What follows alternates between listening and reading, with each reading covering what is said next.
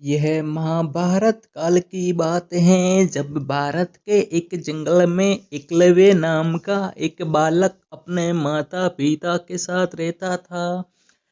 वह अनुशासित बालक था और उसके माता पिता ने उसकी परवरिश अच्छे संस्कारों के साथ की थी। एकलव्य की धनुर्विद्या में बहुत रुचि थी, लेकिन जंगल में इसके लिए साधन उपलब्ध नहीं थे। इसलिए वह गुरु द्रोणाचार्य से धनुर्विद्या सीखना चाहता था।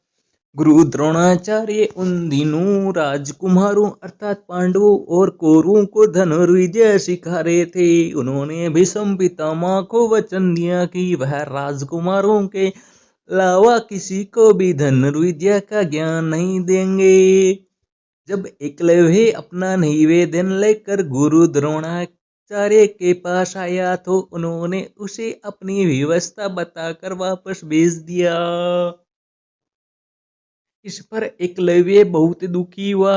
उसने यह प्रण लिया कि वह द्रोणाचार्य को ही अपना गुरु बनाएगा। शारीरिक रूप से गुरु की अनुपस्थिति के चलते उसने उनकी मिट्टी की मूर्ति बनाई और उसके सामने तीर कमान चलाने का अभ्यास किया। देखते ही देखते वह एक अच्छा धनुर्धारी बन गया। एक दिन की बात है, जब गुरु द्रोणाचार्य अपने शिष्यों के साथ धनुर्विद्या का अभ्यास करने जंगल की ओर आए। उनके साथ एक कुत्ता भी था। उस समय एकलव्य भी जंगल में धनुर्विद्या का अभ्यास कर रहा था। ऐसे में जब कुत्ते को जंगल के एक ओर से आवाज आई तो वह उस ओर जाकर भौंकने लगा, जिससे एकलव्य की एकाग्रता भंग होने लगी। इस वजह से कुत्ते को चुप करवाने के लिए एकलव्य ने उसके मुंह में कुछ इस प्रकार बाण चलाए कि उसका भौंकना भी बंद हो गया और उसे कोई चोट भी नहीं आई। कुत्ता वापस द्रोणाचार्य के पास भाग गया। जब उन्होंने कुत्ते को देखा को उन्हें अपनी आंखों पर विश्वास नहीं हुआ। उन्होंने सोचा कि इतना अच्छा धनुर्धारी कौन है जिसे धनुष बाण की ऐसी विद्या आती है। जब उन्होंने जाकर देखा तो उनके सामने हाथ में धनुष लिए एकलव्य खड़ा था। अपने गुरु को देखकर एकलव्य ने उन्हें प्रणाम किया। द्रोणाचार्य ने उससे पूछा कि उसने ये विद्या किससे सीखी, तो एकलव्य ने बताया कि यह विद्या इस प्रकार उनकी मूर्ति के सामने प्रतिदिन अभ्यास करता है। यह सुनकर द्रोणाचार्य आश्चर्यचकित हुए।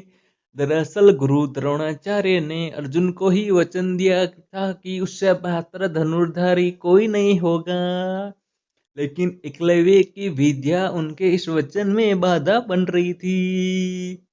ऐसे में उन्हें एक युक्ति सुलझी। उन्होंने एकलव्य से कहा, वह तुमने मुझसे शिक्षा तो ले ली, लेकिन मुझे गुरु दक्षिणा में तो अभी कुछ तक दिया ही नहीं। तब एकलव्य कहता है, आदेश करे गुरुवर, आपको दक्षिणा में क्या चाहिए। एकलव्य की बात का जवाब देते हुए द्रोणाचार्य ने कहा, गुणोदर। एकलव्य की बात का जवाब देते हुए द्रोणाचार्य ने कहा, गुरु दक्षिणा में मुझे तुम्हारे दाहिने हाथ का अंगूठा चाहिए।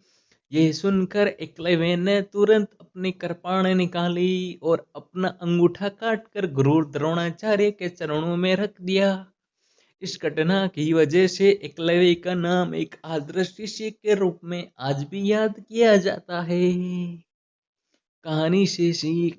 बच्चों, वीर एकलव्य की कहानी से हमें यह शिक्षा मिलती है कि अगर हम अपने लक्ष्य के प्रति पूरी तरह समर्पित हैं तो उसे हासिल करने के बीच में आने वाली कोई भी बाधा अहमियत नहीं रखती है।